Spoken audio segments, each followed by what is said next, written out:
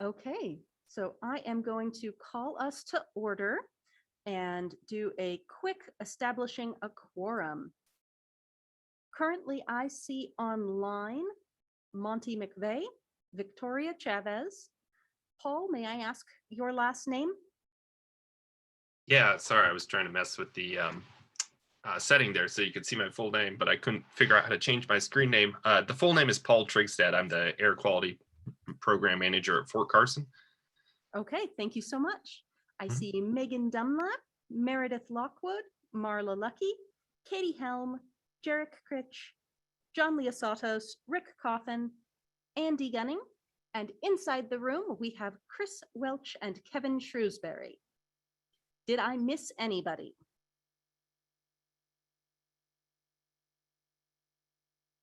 Okay, we're going to say I'm good then. Thank you all so much for joining us. So first item on the agenda is public comments. Are there any items not on the agenda?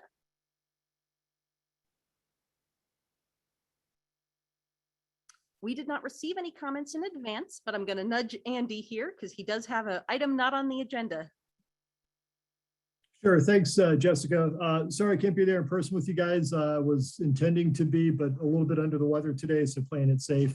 Yeah, just a quick update on our environmental planner position that we've had here at PPACG.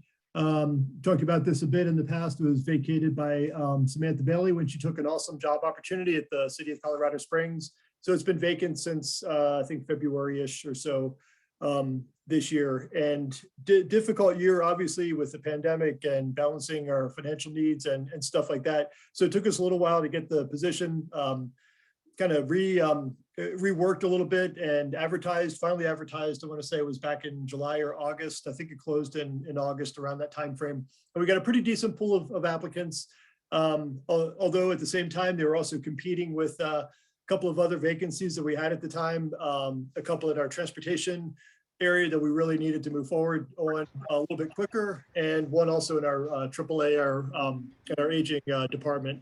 So finally, long story short, we've got interviews scheduled. I believe it's next week, a couple, and then one the following week. So over the next 2 weeks, we're finally going to have interviews on the position. I feel good about it with our delicate balancing act around finances and all that good stuff. And yeah, so we're hoping we can pick out a good one, and we will definitely keep you posted. But any questions around that?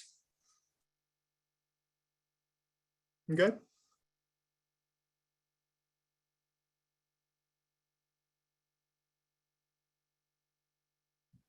Okay.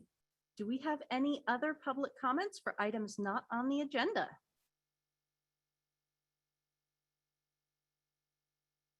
Okay.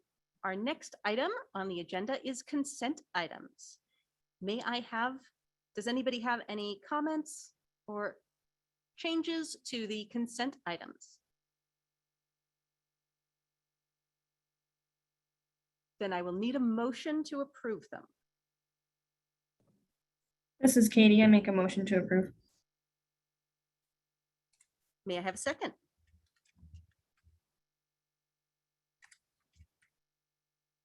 Second. Okay, thank you. And if you can state your name for our records. Chris Welch. Okay, thank you. Okay, all in favor say aye. Aye. All opposed? Okay, with that, we're going to move on to our next agenda item, our information items. Item 4A is an update on the Drake PowerPoint by the outstanding Chris and Kevin.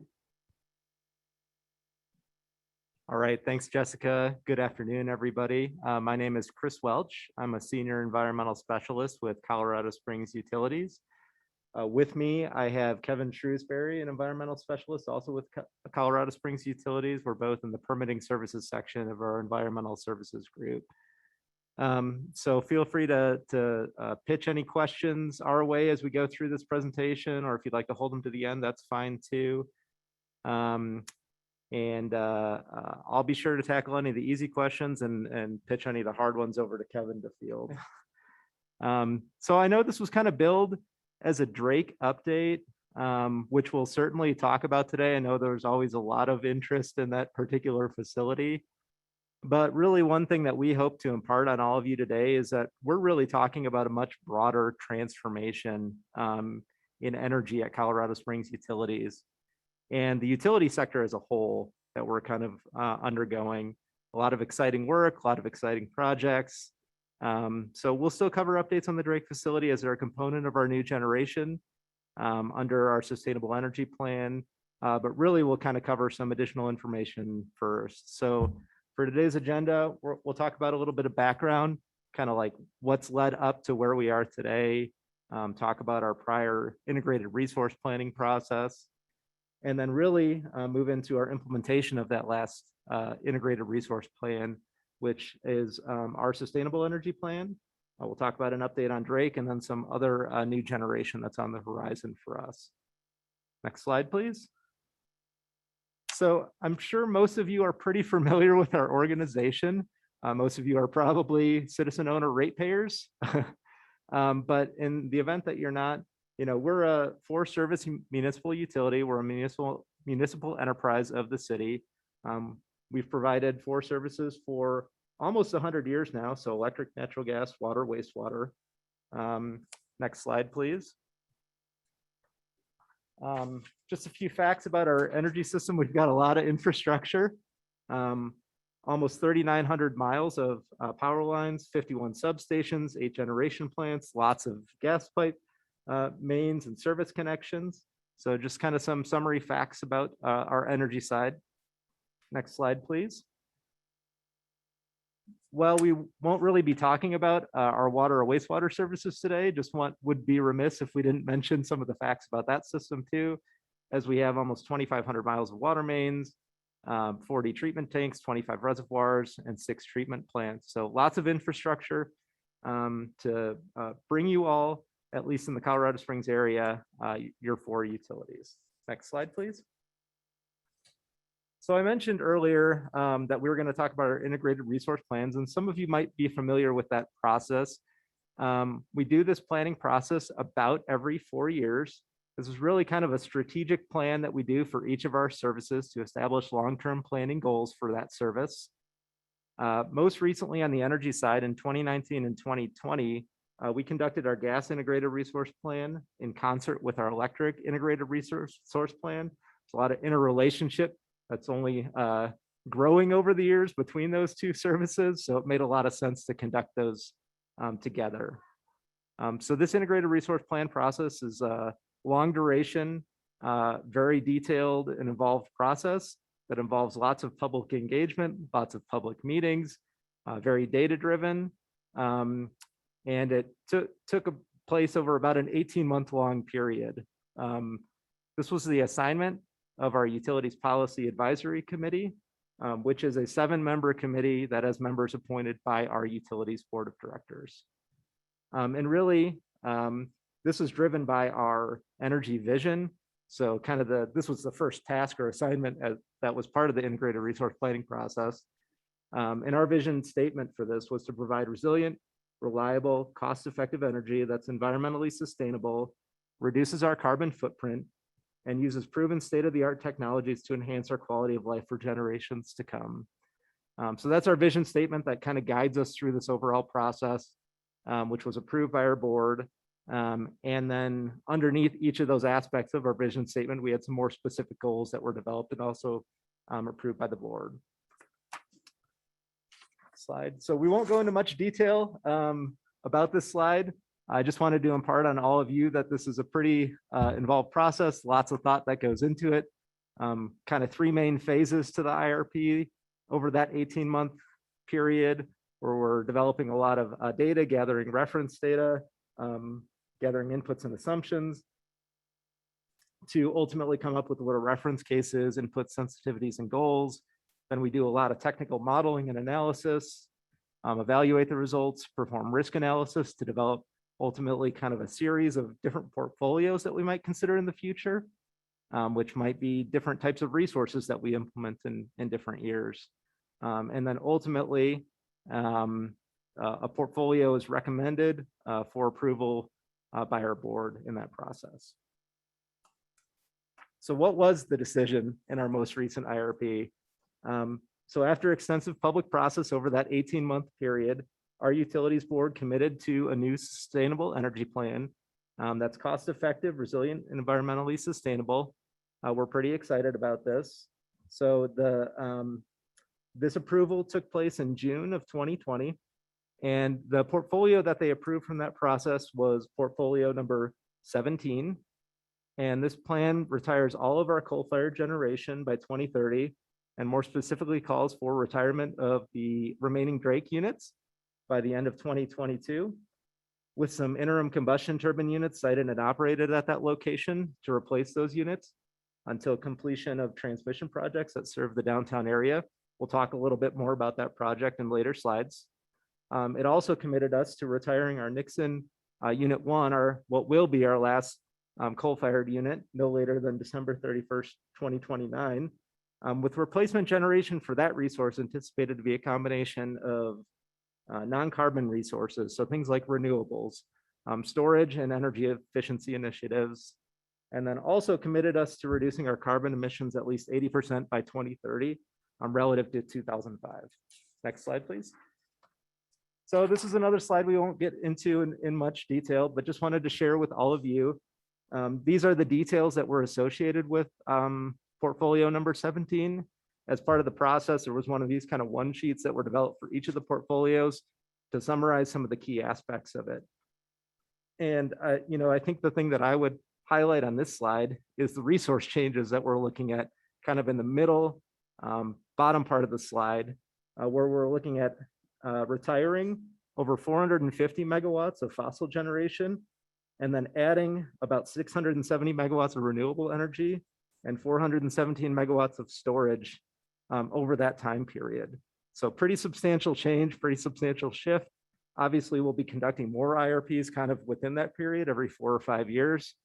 But the outlook from this is a pretty significant change for our utility. Next slide, please. So to kind of summarize that maybe in a more digestible format, the future of our energy system is that today we've got about 1,000 megawatts of fossil fuel electric generation. In the coming years, we'll be decommissioning more than a quarter of it. Obviously, there's a lot going on the technology front, including technologies that are being adopted by our ratepayers. So smart technology, including solar panels that people are putting on their homes, storage systems, obviously a lot going on in electrification, including electric vehicles, and then energy efficiency, which is good for us, as strange as it may sound, but reducing the amount of needed replacement generation. So it's strange that, an industry would say that we want to sell less of our product, but for us, that can mean that we have to invest in a new resource at a later date if we can be more efficient in how we use our energy, whether that's overall energy consumption or the time that we consume that energy. At the same time, we'll be implementing a lot of utility scale solar and storage projects. And then lastly, as we mentioned earlier, we'll have some minimal amounts of natural gas fired generation to help bridge us to new technologies that are probably still yet to be developed. And just on that note too, we also are working with demand side management with industries and residential customers as well to, like Chris mentioned, reduce energy use or to shift that timing of that energy use. So thanks, Kevin. So when we talk about our sustainable energy plan, there's kind of 3 main projects or groups of projects that we talk about and are working on right now. The first is new infrastructure and upgrades to our transmission and distribution system. So, you probably hear a lot about microgrids and moving energy around where it needs to be. So there's a lot of work that's underway across our transmission and distribution system to make improvements to help us be more flexible in where we move power to and how much we can bring into various areas of the city. We won't be talking much about that, but there's a lot of work going on in that vein. As Kevin can certainly attest to, he's involved with a lot of those projects. The second one that we will be discussing further is new generation projects, so we'll talk more about that. And then lastly, we've got this advanced technologies campus that we're working towards that with the intent of it being sited out near the Colorado Springs Airport on some property to the southeast of the airport. And this would really be a facility where we could test new technologies, things like new smart meters or new storage solutions. Before we go forth and implement them within our service territory, we can do some analysis to see what might be the best fit or run it through different use cases out there. So think of it like a laboratory where we can test certain different things. So won't be talking much about that today, but it's another area that we're investing time and resources into. All right, so why do we need new generation, the natural gas generation that we're talking about? So we're going to be adding a lot of solar to our system from 2018 to 2023, going from about 18 megawatts to 265 megawatts and up to 136 megawatt hourly swings expected. And just for order of magnitude, our overall system is about 1,000 megawatt system. So that's a pretty big swing from an hour, 1 hour to another. So we'll have more renewables to be integrated in the future. And as part of the IRP process, we identified that we needed some additional fast start generation to maintain system reliability. So as that generation might be swinging around, that we can ensure that we're maintaining the load supplied such that the lights stay on for all of you. And this new generation also facilitated earlier decommissioning of the Drake coal units. For anyone that was around for our prior IRP, we had previously committed to decommissioning the Drake power plant no later than 2035. So this allows us to move that date up all the way to the end of 2022. Next slide. All right, so this is, you all get to be guinea pigs for what I've referred to Kevin as our oscilloscope slide. So we'll see how it goes, but this is an attempt to depict what renewable generation variability really looks like. So this is actual data for about 1 week in August. The first line at the top that's labeled regional load is exactly what you think it might be, which is demand or what we need to deliver to our customers at all times.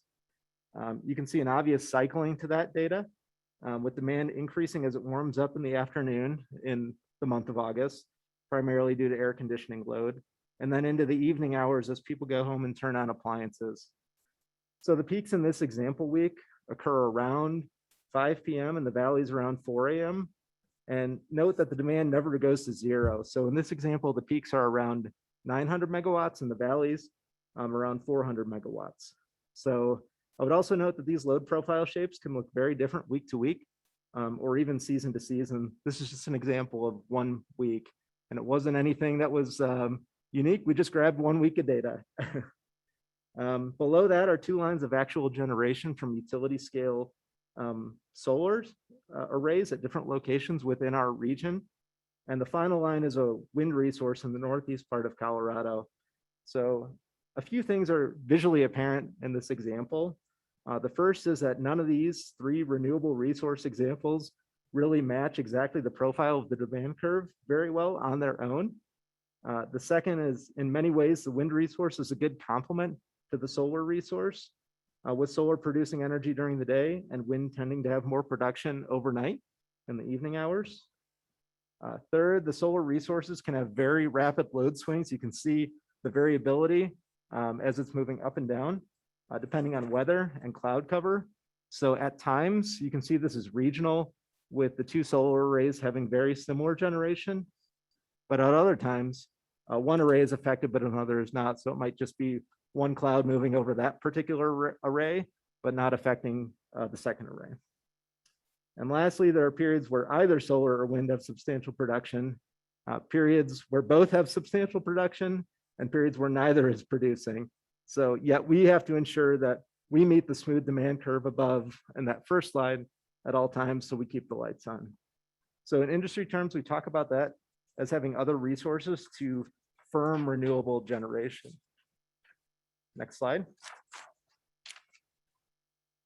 All right, so the criteria for our new natural gas generators is that they're more of a peaking application. So unlike kind of the coal-fired power plants of the past that would run at baseload condition, kind of steady state, mostly at full load most of the time, we're talking about fast start to fast load units. So full load in less than 10 minutes instead of multiple hours to start up a conventional power plant.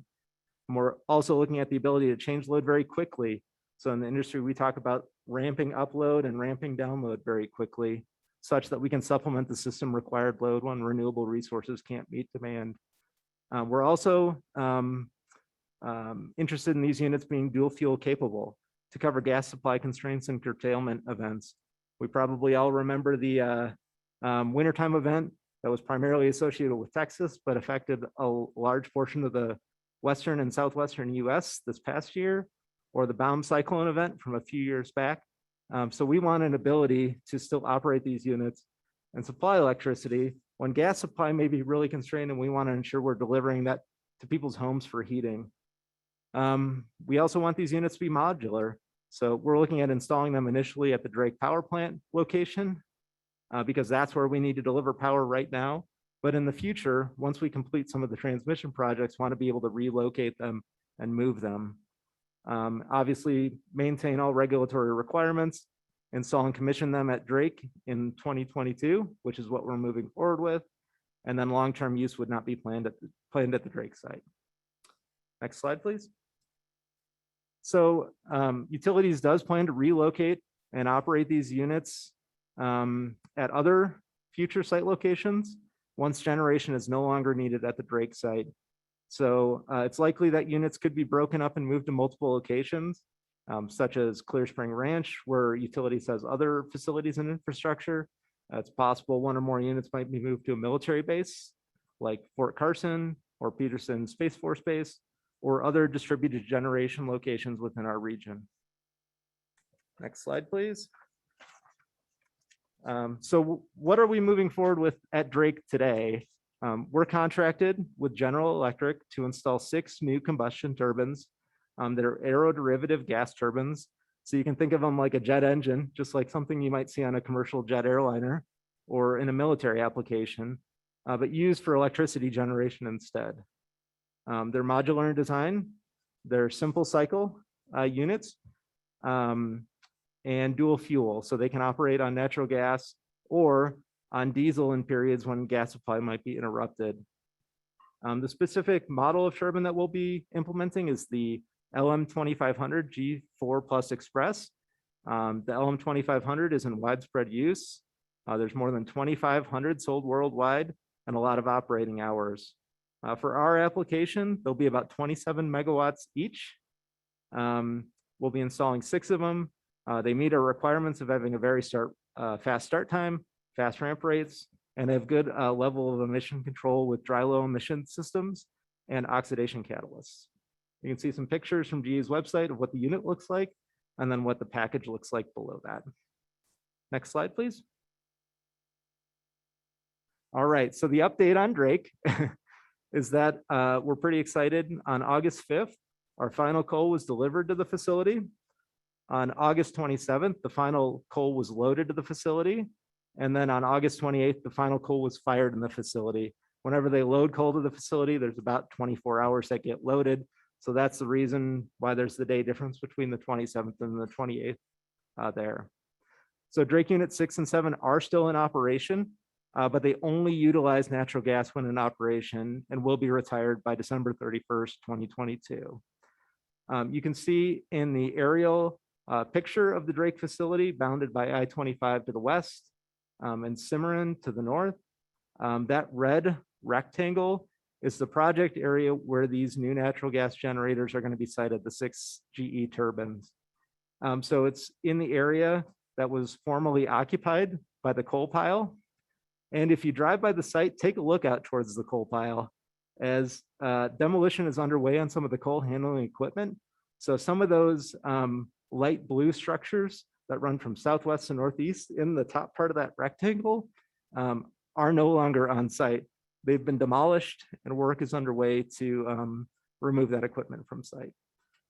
And the last thing that I wanted to mention is our workforce transition plan, which is pretty amazing, that we've are moving forward without having to lay anybody off from that facility. We're able to retrain all of the staff within that facility to either be work at a different facility or even in a different service. So we're pretty excited that we've been able to accomplish all this without having to lay off anybody. Always a concern for our employees or anybody that's decommissioning a facility, what's going to happen to all those workers. Next slide, please. So where are we at today from an emissions standpoint?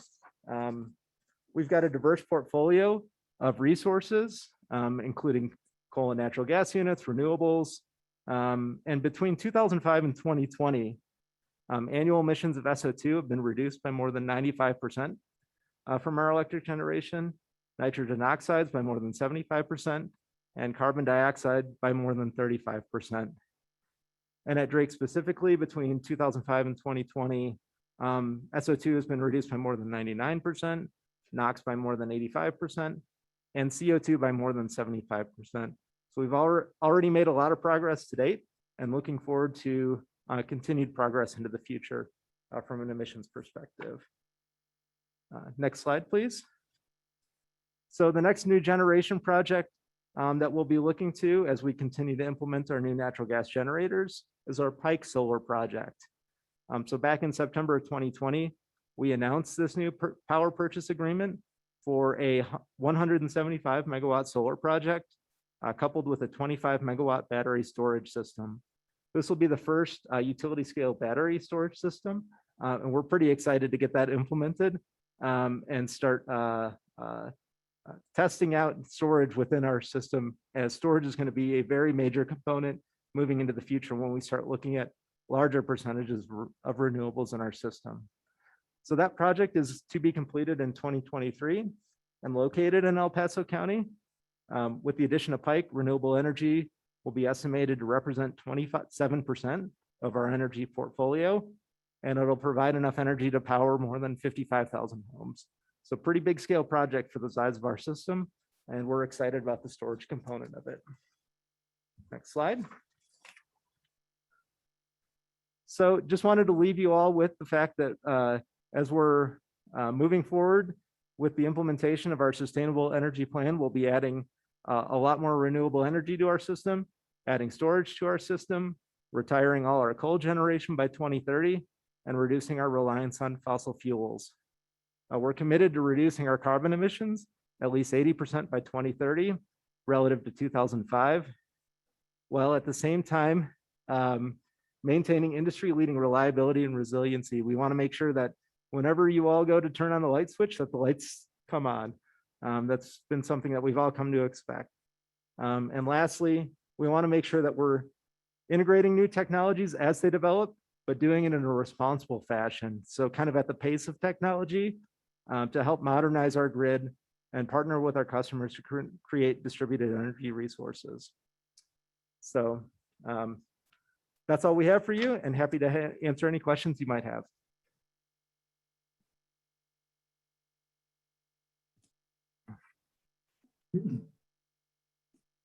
Jessica, I've got a question if nobody else does, just to kind of kick things off. Really great info. Thank you, Chris. Thank you, Kevin. That's really good to hear. I'm curious. It sounds like, I mean, obviously you were kind of moving in this direction already, but we're going to talk in just a moment about the greenhouse gas emissions or rulemaking process that we're going through on the transportation side. And I'm curious, was there a similar kind of a process question? Was there a similar rulemaking effort that occurred, or did you just have to start reducing based on what was passed in 2019 under House Bill 1261, and then show how you're going to meet those targets? Explain a little bit about the process that you had to go through to show that you're going to meet the state requirements. Yeah, absolutely. Great question, Andy. You're pretty well in tune with the regulatory front and legislative front. Well, because I've got to follow up, because if we can't meet our reductions on the transportation sector, I just wonder, with all the great work you're doing on the energy sector, if we could borrow capacity, but that's probably not possible. But I'm curious what you had to go through. No, good questions. I would say that, we were already somewhat moving in this direction for a lot of reasons towards reduced reliance on fossil fuels, integrating more renewable technologies, storage technologies. So you're spot on. At the same time, aptly pointed out that we had legislation that passed in 2019, House Bill 19-1261, that got signed into law. Under that particular legislative act, there's this concept of a clean energy plan filing that can be made. It's actually required for those subject to PUC jurisdiction, such as Excel Energy. And then any others that are not subject to PUC jurisdiction have this ability to file a voluntary clean energy plan. So certainly there was interest as part of like this statewide goal to reduce greenhouse gas emissions in Colorado, to kind of tackle it somewhat sector by sector. And so we, partnering in engaging with the state, have committed to filing a clean energy plan. So we're working towards that now. We filed a letter of intent but prior to the end of August. We'll be submitting some of our information related to that clean energy plan to the state later this year, such so they can review and verify the information that we've supplied and that we are indeed going to meet that target. And then we'll be subject to ongoing reporting every year, such that they can ensure that we're kind of on track towards hitting that target milestone ultimately in 2030. So as far as any sort of like cross-sector sharing of greenhouse gas emissions, I think that's something that the State Air Pollution Control Division or the Energy Office might be better suited to respond to. Sure. You know, from our perspective, there's some pretty ambitious goals out there for the state of Colorado, and I think they're going to be looking for whatever reductions they can in whatever sectors they can seek those from. Yeah. Okay. Good point. Good stuff. Thank you. Hey, this is Rick from the Air Division. I had a question. Oh, go ahead, Rick. Can you hear me okay? Yep. Cool. Yeah, first, thanks for the presentation. Really interesting. I had a question about the slide with the load profiles, which, yeah, that was really interesting. I'm just curious, was that a cumulative profile, like for residential, commercial, industrial, or was it just a certain type? And then was that just load, or was that net load after subtracting renewable generation? If I'm remembering the slide correctly, like the top one. Yep. Does that Yeah, make sense? the first line that was labeled regional load, Rick. Good questions. So you can think of that as our demand curve. So that's what our region, that Colorado Springs Utilities supplies energy to, is requesting load. That's what the demand is at any point in time. That would include all of our customers, residential, commercial, and industrial customers. And that's what we need to generate power at right around what the load or demand is. And if we don't do that, that's when you can get into brownout or blackout type circumstances. So that's something that we've got lots of smart people that work in the real time to ensure that we're producing or buying or selling, such that we're kind of balancing out within our system and within our surrounding neighbor systems. And Thanks for clarifying that. Thank you. This is Yarek Manitou Springs. I have a question related to this balancing act. I know that utilities, like ours, Colorado Springs Utilities, is forecasting lots of things. And now hearing that you are retiring the coal generation from Drake Power Plant, can you tell us a little bit about this act of balancing and offsetting the lost generation from coal-fired and fossil fuel-fired generation? Are the units 5 and 6 natural gas power generation, are they going to be sufficient to cover this lost generation, or do you need in this transition process to reach to some sort of other means of balancing the energy demand? Great question, Yarek. And I would say it's a combination of resources that we're looking at and strategies. So, you know, we'll be implementing the additional natural gas generators at the Drake facility. We've recently brought online a couple new utility scale solar projects, our Palmer Solar project, our Grazing Yak Solar project, in the near future, the Pike Solar project that includes storage. We're always looking at demand side management. Usually that's a pretty cost effective way if you can reduce energy consumption, and especially, as Kevin mentioned, time of consumption.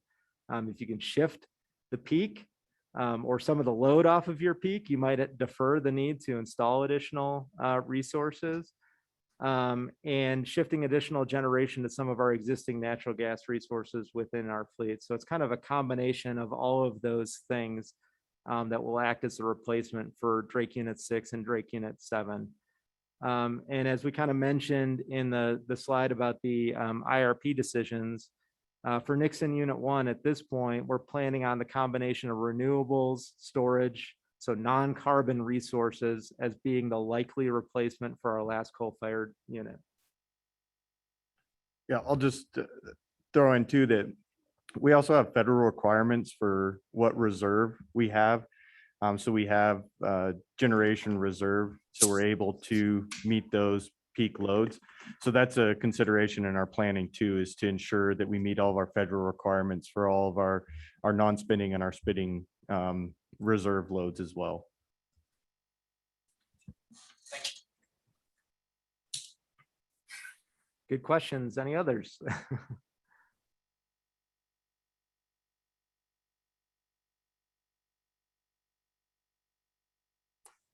All right. Well, if anyone thinks about any after the fact, don't hesitate to reach out to either myself or Kevin, and we're happy to field any questions you all might have.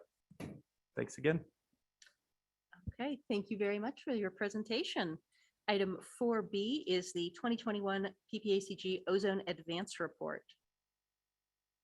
So this is me.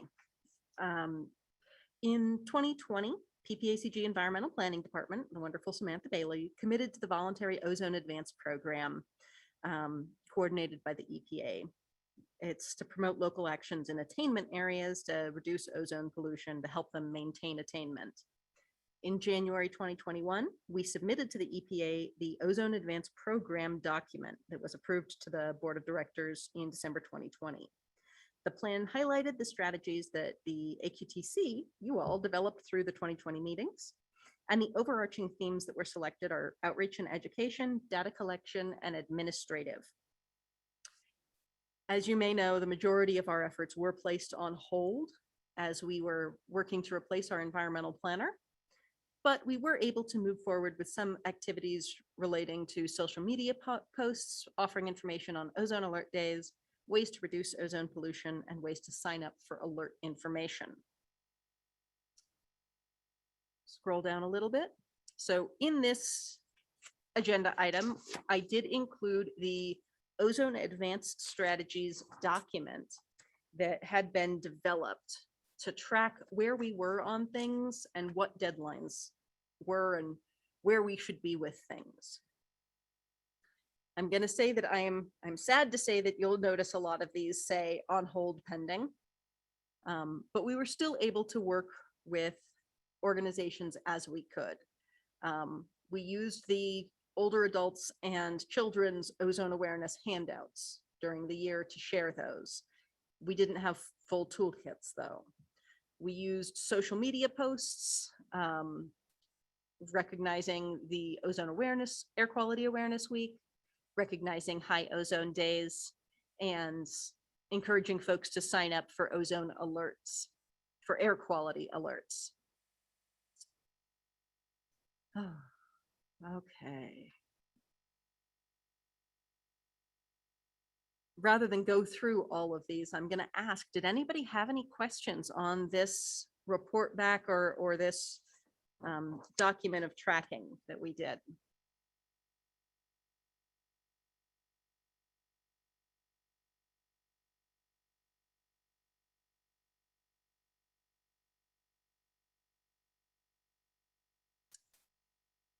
Okay, well, with that, I'm going to say, again, thank you guys so much for all of your patience. I know that this is something that we're all passionate about and want to see moving forward. So we know that the Ozone Advance Plan that we developed, that you all developed, is a great document. and we will be using it to guide things as we go forward. I'll move us on to 4C, an update on the greenhouse gas emissions rulemaking. I don't know whether Andy or John's going to kick that off. I'll kick it off and then I'll hand it over to John. He's been living and breathing this since probably January when this all kind of got started. And alluded to this earlier, this has been an effort that the state, specifically CDOT, the Transportation Department, has been advancing to reduce transportation carbon emissions in the transportation sector. Following up, started with House Bill 1261 that we mentioned earlier. It was really kind of re-emphasized, if you will, under Senate Bill 260 that passed earlier this year that provided transportation funding for a lot of transportation improvements across the state, but also required that that we do certain transportation emissions things as well. So since that started, there's now a rulemaking effort that's underway. It just got extended a little bit longer, so it doesn't close now until November, the public comment period. But we've been tracking it a lot, and when I say we, I really mean John. He's become an expert in this, and we've been working in partnership with our fellow NPOs up and down the North Front Range and DRCOG and the North Front Range area up in Weld and Larimer counties. And before I hand it over to John, I will say that we fully acknowledge that we've got to reduce carbon emissions in the transportation sector. We took a letter to our board a couple of weeks ago that they endorsed that we sent in the initial round of public comments that went back to the State Transportation Commission. And there it emphasized as well that we should do our part. We need to do our part within our region to reduce emissions. So no question about that, but we have some concerns that we've been identifying and pointing out to CDOT and the Transportation Commission on how this all may end up working. So you'll hear a little bit of concern about that, but we agree with the overarching goal that we've got to address the emissions reductions. It's just how we get there. So just a few concerns around the methodology that CDOT's embraced. So with that, let me kick it over to John, and you want to kind of fill in some of the details on some of the key things we've been tracking there?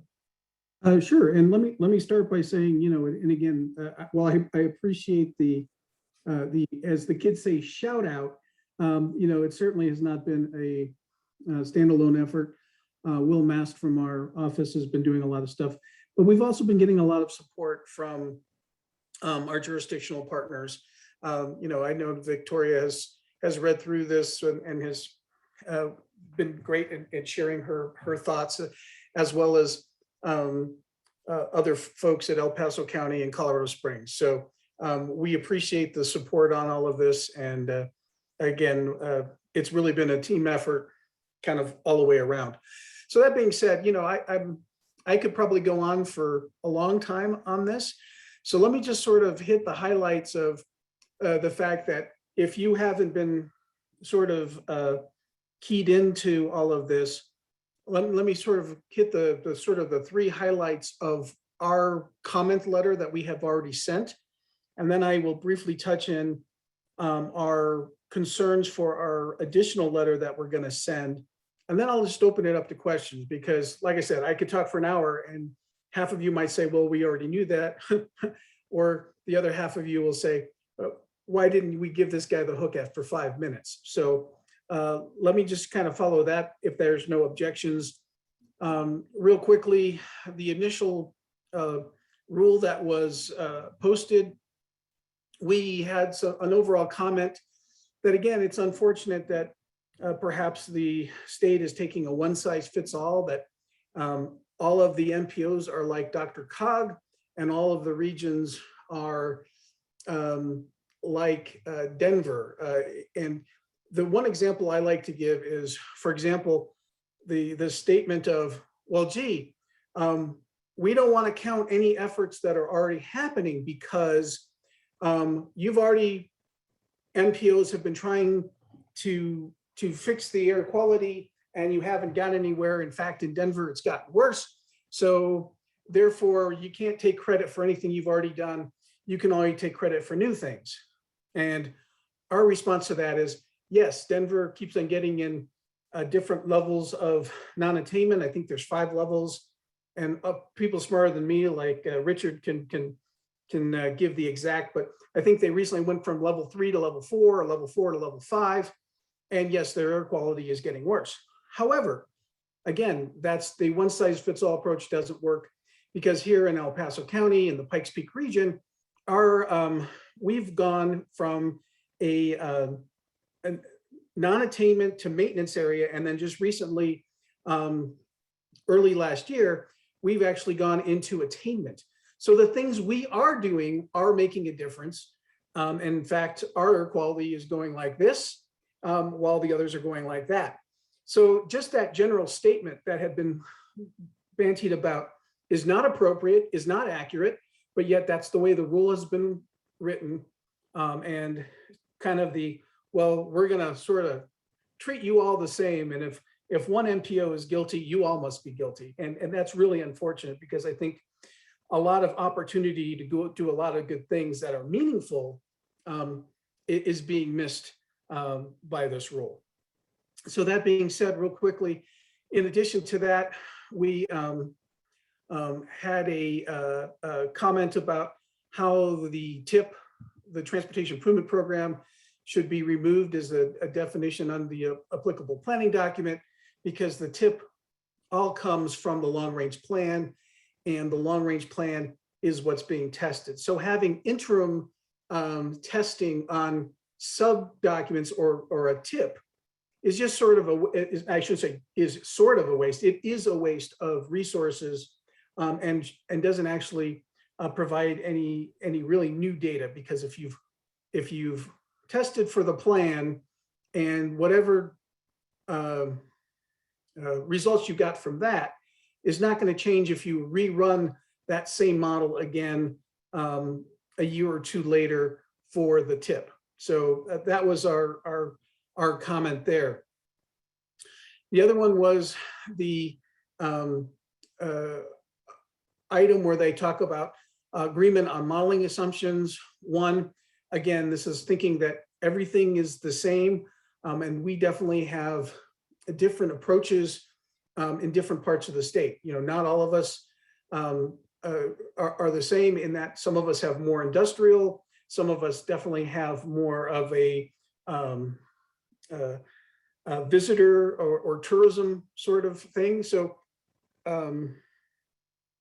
as well as pass-through traffic of, you know, are you on I-25? Are you on I-70 versus not? So there's again, this sort of issue where we're going to have these agreements on modeling assumptions.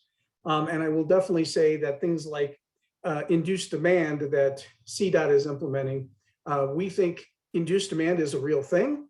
However, we believe that the sort of conclusions that are being drawn by CDOT in implementing induced demand or using induced demand to implement some of these rules makes a conclusion that we don't think is appropriate.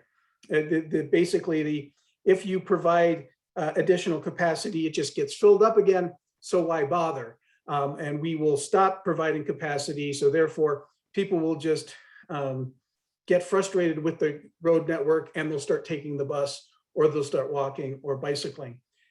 To which we have pointed out, one, that hasn't happened already. And when we see people waiting 2 hours to head to the mountains, I think if that was a real thing, it would have already, I think 2 hours is probably a long enough wait. I think we would have seen those reductions, but yet they line up almost every weekend to head into the mountains. And the other thing is, I think they underestimate the ability for people to make the switch to alternate modes. Not everyone has the same health conditions that would necessarily allow them to walk the appropriate distance or bicycle the appropriate distance, or if they have a family where they need to drop kids off here or there, not everybody is in a position to walk or take the bus. So I believe there's some definite elasticity issues, if they want to use an economic term like induced demand, that they are not taking into consideration, and quite frankly, could very well make the whole GHG problem worse. The other thing we wanted to bring up was the GHG mitigation measures. In our original letter, we said that they should develop a credit system, and that it needs to be meaningful because otherwise it would be very difficult for any MPO to meet the requirements. Unfortunately, I think when the revised rule came out, this had taken a step backward because not so much in the revised rule itself, but in the companion mitigation document, they're saying that any sort of operational capacity improvements will not be considered mitigation because, again, their view on induced demand, if we make the roads better, well, then people will just drive more and it'll make the problem worse. I think they're, again, missing the value of improvements, and that even if we buy into their argument, it would be 10 years before they get filled up again. And what is the value of those improvements and GHG savings that are just being dismissed offhand? And I think finally is the waiver itself. There was a question of, we're going to sort of do these rules, and if you don't comply with the rules, you have to use all your federal dollars for these mitigation projects, which we have now mentioned, by the way, will not include operational improvements. And it was sort of putting our hands in a black box, that we're going to put all the data in a black box and it's going to spit out what the result is. And if valuable safety projects or economic development projects are not included in the mix, then that's just too bad. You don't get to do them. You have to do these other mitigation sorts of things. We said this is not good public policy. We need to have the ability to look at things and apply common sense. And there could be instances where projects make sense, and we have to have the ability not to force ourselves into doing things based on what a model based on assumptions say we have to do. And the example I like to give, and I don't think it's a bad example, but if someone wants to disagree, I'm certainly willing to listen, because again, this all happened before I got here, but it's the I-25, right? I-25, we had some very serious accidents, some very serious congestion. A couple of troopers lost their lives. And this whole state kind of stood up and said, hey, we need to fix I-25. Let's make this happen. So they accelerated the project. They moved things around. But there was a tip amendment to have the money flow within El Paso County that PPACG did. And Dr. Cog also did a tip amendment for the Douglas County. So those tip amendments that allowed the federal dollars to flow to make the whole project happen under this new scenario, because the I-25 widening would be a widening, and then therefore under the induced demand thing probably would not have happened. So we think the projects like that, where the safety element comes into play, needs to have the ability to have real human beings make real judgment on them, so they can decide for themselves. Yes, we're going to do I-25, or we're not going to do I-25. Not leave it up to a computer model based on assumptions by a couple of CDOT employees that the public never actually gets to interact with. So that's where we stand on sort of the rule, what our position has been, what our position probably will be. And I will say that I think at this point, we're trying to schedule a workshop sometime next week, Friday, but the room's booked, Andy, so we got to talk about that. Maybe it's going to be Wednesday or Thursday to sort of talk about the revised rule and PPACG's stance moving forward. So with that, in a nutshell, is how we've reacted to the rule. Happy to answer any questions.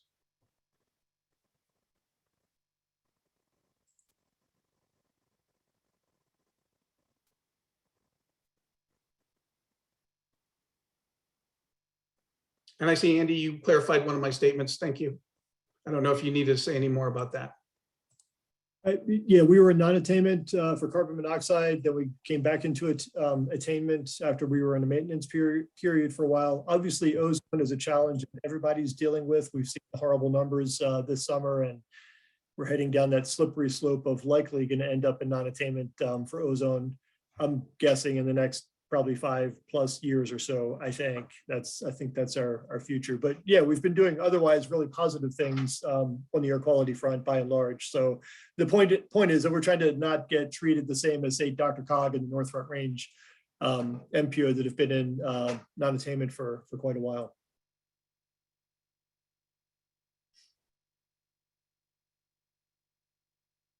Okay. Hey, John, thanks for the update. This is Rick again. I don't have any specific questions, but I was going to ask if you could stay on for the next member discussion part of this, because I just had an update, and I was glad to see you're in this meeting because it pertains to the employer for production efforts. So I think it would be nice to have you for the discussion. Yeah, I would be happy to do that. And in fact, hopefully you're touching on the that new CDAT grant program for the travel reduction program that was given at the STAC last month. And hopefully we can get trouble you to get some more information that we need to get to our folks at MMT. I will be happy to stay on. I'm a big believer of voluntary, underlined voluntary, all caps, travel reduction programs. I think they're a win-win for a lot of people. So I'm happy to stay on. With that, it sounds like we are done with our update on the greenhouse gas emissions rulemaking. Let's move on to member discussion. It sounds like, Rick, you've got some stuff to share. Sure, yeah, I guess I'll just jump into it here. But yeah, one of the items I was going to discuss, as John mentioned, was that CDOT recently, I guess earlier this year, they announced some funding for, I think it was for existing TMAs or transportation management agencies. I'll drop a link in the chat box real quick, but they recently announced the second wave of funding specifically to create new TDM programs. And, you know, this could be, you know, I think PPACG would be eligible for the funding, but, you know, I know there's some hope that, you know, this will even spark up, whether it's a new TMA or new TMAs or, you know, kind of just TDM programs really throughout the state. So it's not just focused on the Denver Metro, North Front Range area. I think the eligibility is statewide. And there's information in there about like funding amount, and I think the deadline to apply is November 22nd.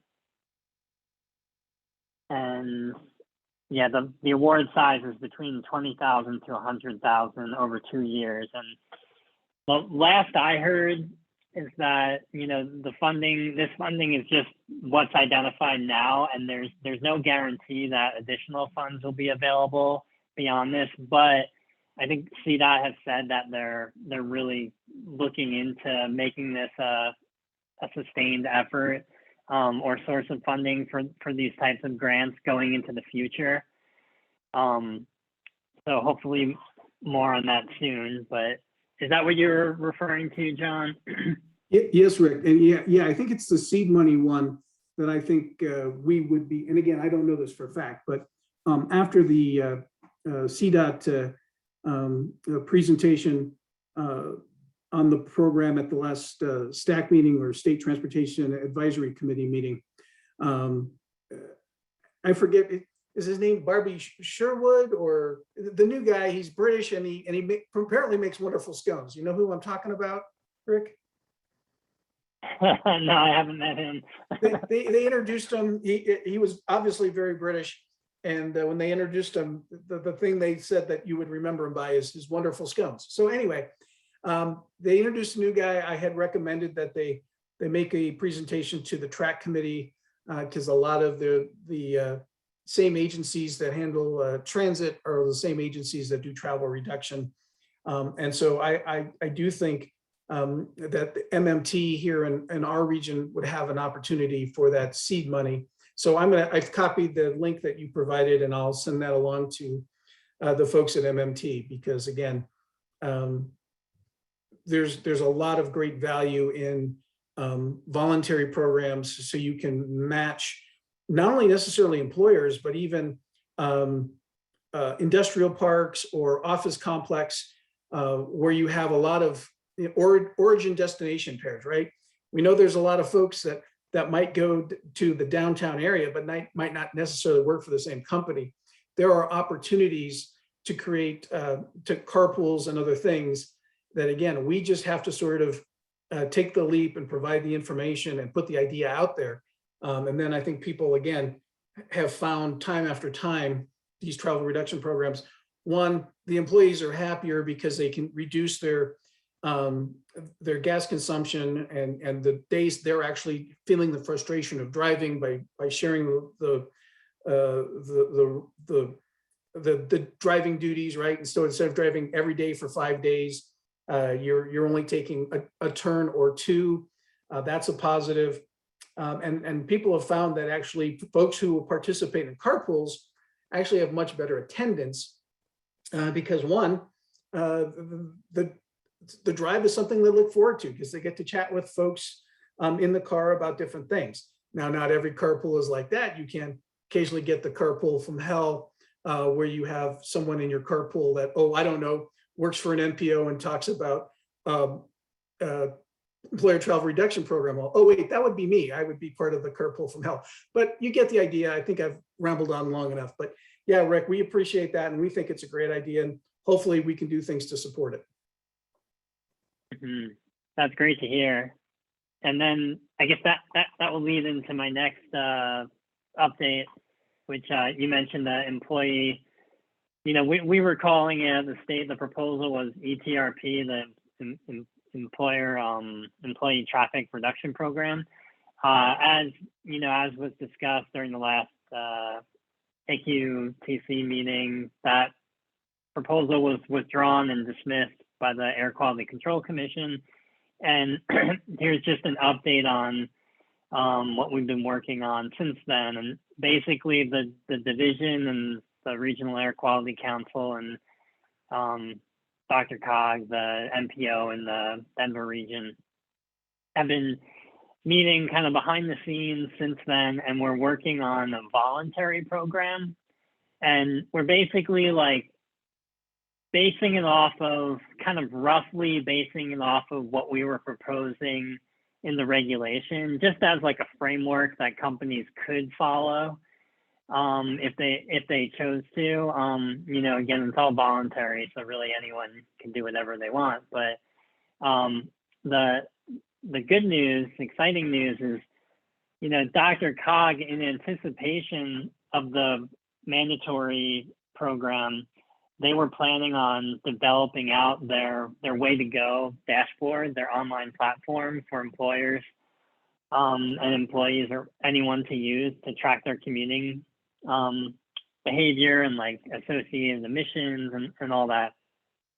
They were planning on building that out to kind of serve as the hub for employers to sign up into the program and use a surveying tool and develop their plans. And they're still going ahead with building it out as if the mandatory program was adopted. And the good news is that they're able to offer that dashboard for use outside of the Dr. Cog area, including the Colorado Springs area. So I think right now it's being rolled out, and they're just going through and doing some testing on the platform, and they're doing kind of like a soft launch in November, and they're working out any bugs or anything. And it should be open for use in December, but we're really hoping to launch this in January of next year. And so the dashboard will include an employer assessment survey and it will also include employee surveying, and also a plan development tool. And we're also working to develop a toolkit. You know, so if a company wants to get involved, they could, you know, go to these resources to get ideas on, you know, these are the steps we can take, and here are some lessons learned. You know, stuff that John is very familiar with and we've talked about in the past, you know, and some of the benefits of doing things like this, like, you know, John was mentioning before, and yeah, just all that good stuff. And it's all going to be available for free. So I think, you know, we're also hoping to put together, you know, and all this is being developed, but we're talking about putting together maybe an advisory group to talk about this stuff as it's rolled out. And, you know, I think we're going to be looking for help with getting the word out to businesses. And yeah, and, you know, so more to come on that, but I just wanted to mention that. And, you know, the good news that resource will be available.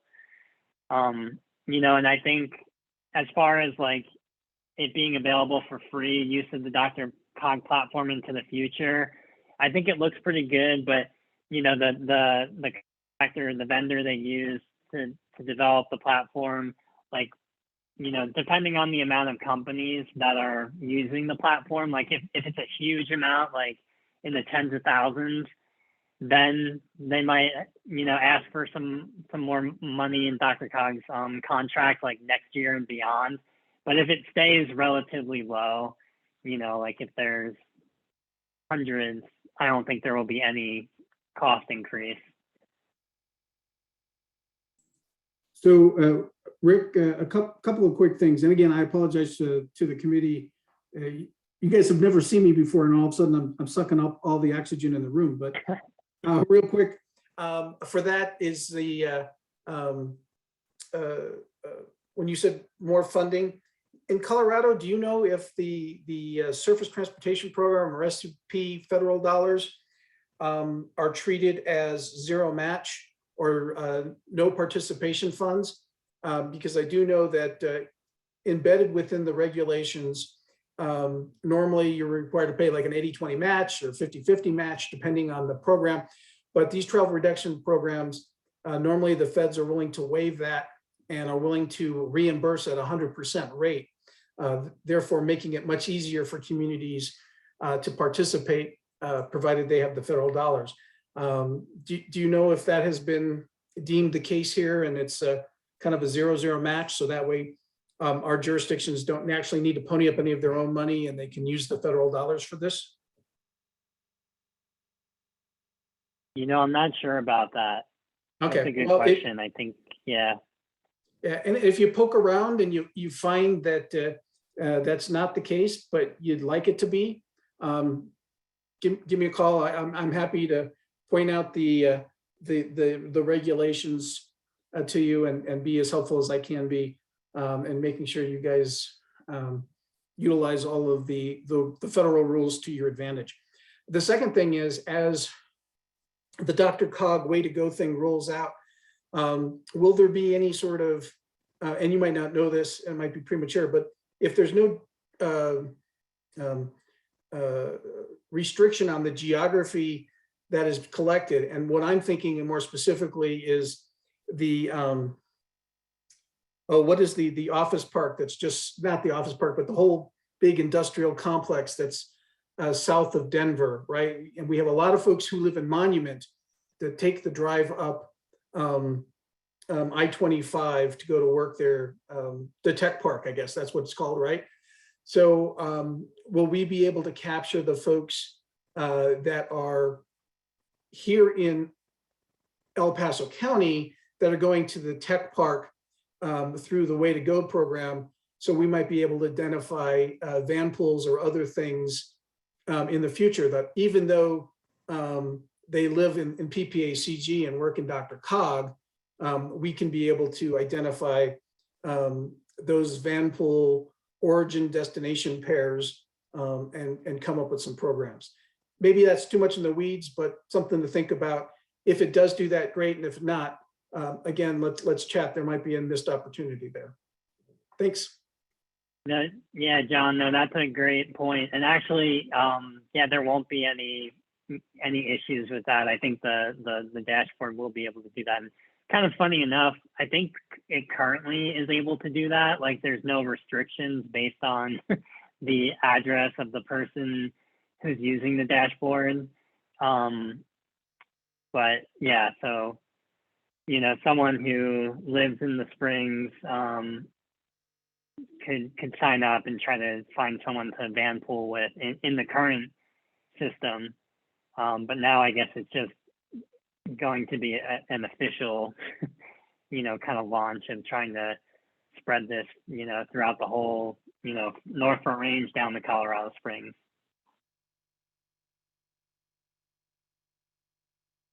And I did have some more updates. Sorry to be taking so much time from the group, but CDOT, CDPHE, and the Energy Office recently released the state's medium and heavy duty vehicle study.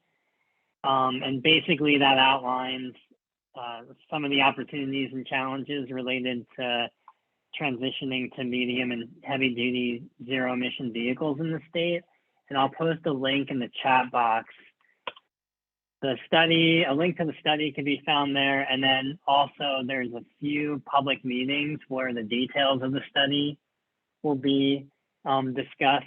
I think they're all next month, these meetings. So if anyone has any interest, you can attend those. And I had one last thing I was going to mention, and I see that Andy had to jump off the call, but there was some discussion earlier about, you know, the Colorado Springs area coming into maintenance and attainment of the carbon monoxide standard after 20 years of attainment. And right now, my program is working on kind of formally revising the Colorado Springs carbon monoxide maintenance plan. Because even though the area has reached their 20-year period, everything in that plan still, you know, according to EPA, everything in that plan is basically has to be followed until EPA formally designates the area as an attainment area. And to do that, CDPHE has to basically send them a request. And it should be a relatively easy ask for us because the carbon monoxide levels have been so low for so long in the area. Basically, EPA just needs assurance that, you know, if we take this plan away, that the levels of carbon monoxide won't increase in the future in the area. And I don't think there's any chance of that happening, but we still have to go through a process. And I think part of that process is going to be kind of engaging with PPACG and your members more formally, just to see if you have any concerns or comments on the process. But there will be more on that soon, and that probably won't kick off until 2022 as well. That's all I had.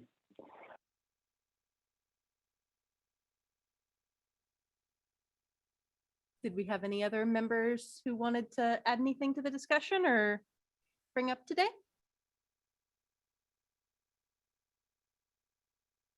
Okay, our next item is items for future AQTC meetings. Does anybody have any requests for items you'd like to hear an update on or learn more about at our future meeting?